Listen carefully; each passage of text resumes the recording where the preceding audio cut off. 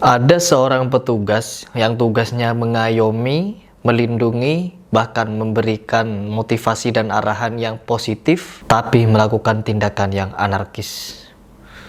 Ya, apa itu? Seperti di video ini.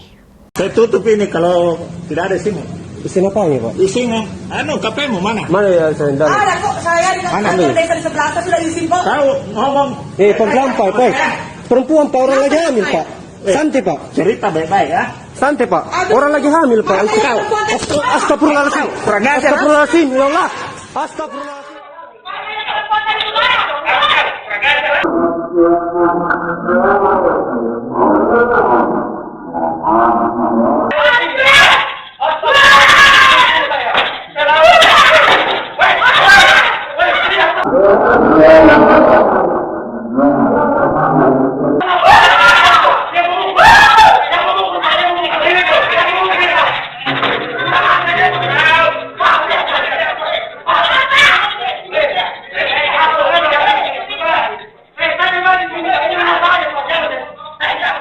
Dia tampar ya istriku ya.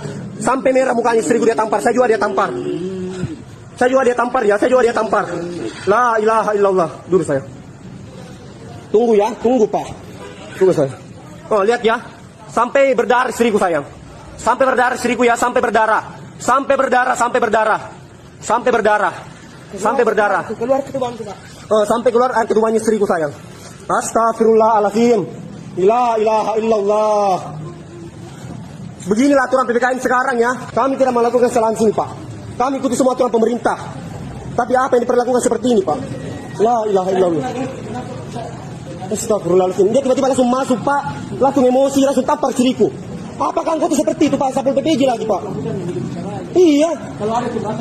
Iya, Pak. Nah, di video ini menunjukkan seorang Satpol PP kalau nggak salah, dan dia melakukan tindakan kekerasan, di mana video atau kejadian itu direkam oleh kamera handphone dan juga terekam langsung oleh CCTV. Kita tahu bahwa di saat sekarang, ini saat-saat yang sangat susah, sulit, pengusaha banyak sekali sekarang yang tercekik dengan keadaan ini. Ya, saya tahu bahwa keadaan ini memang ya tidak diinginkan semua orang. Namun di sini yang ingin saya tanggapi adalah dari kejadian ini, bahwa penertiban bukan dengan cara kekerasan, apalagi di situ dalam kondisi sepi.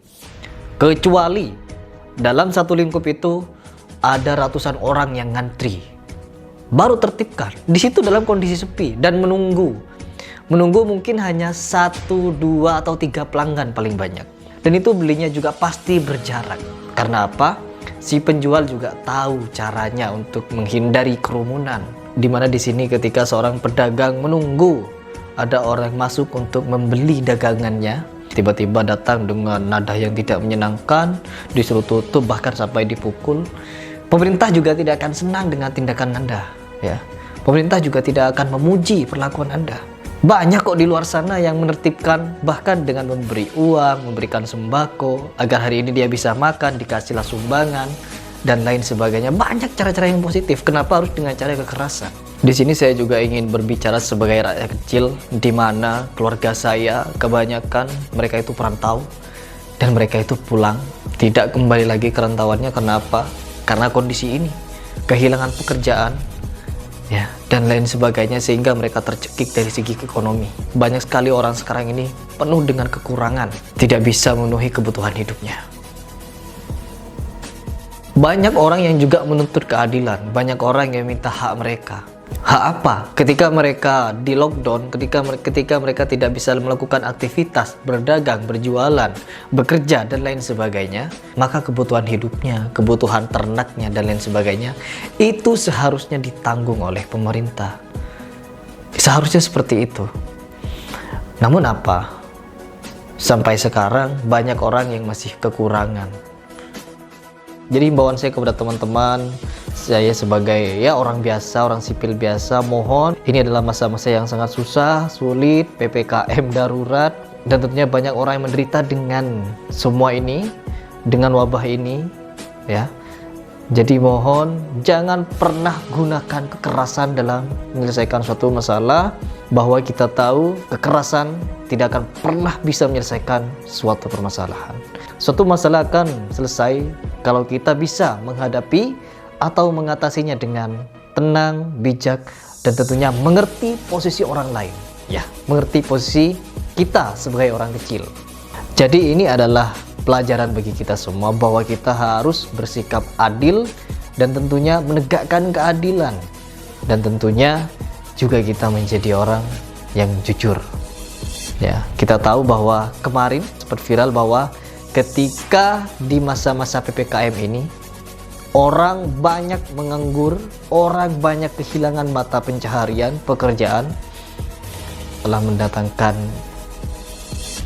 tenaga kerja asing, dan itu merupakan pukulan keras bagi rakyat Indonesia, terutama kita sebagai orang kecil. Jadi saya tidak ingin menyinggung atau mengkritik pemerintah, melainkan kita semua ini harus saling menasehati dalam kebaikan dan ketakwaan. Dan semoga oknum ini segera disanksi dan juga diberikan ganjaran yang setimpal dari tindakan tidak terpujinya. Saya Heri Pras mengucapkan salam.